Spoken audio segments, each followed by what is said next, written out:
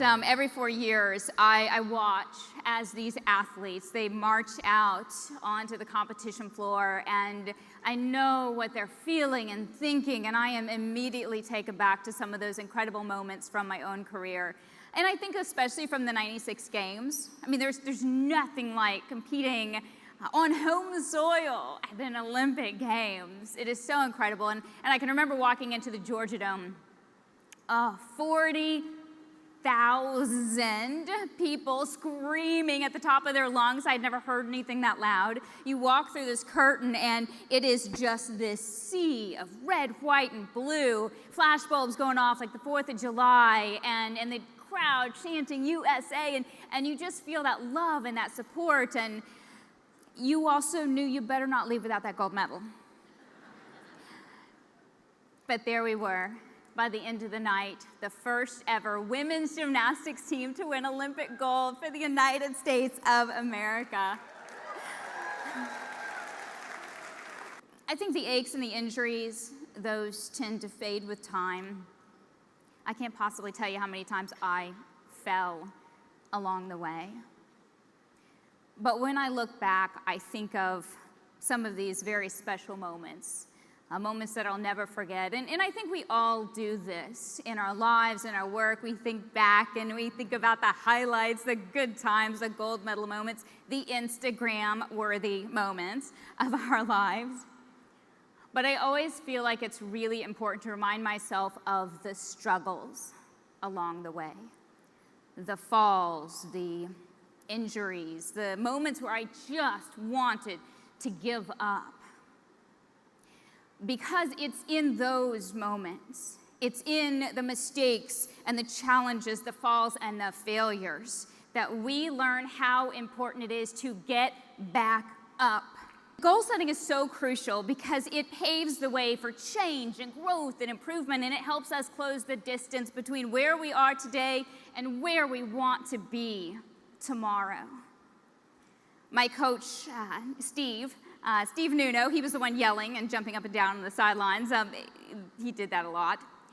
But he was so good at teaching me about goal setting at a very early age. He used to sit us all down on the competition floor right as the season began, and he would pass out these index cards. And on one side, we had to write down our long-term goals. You know, I want to compete at the state competition. And eventually, I would write, I want to represent the United States at the Olympic Games.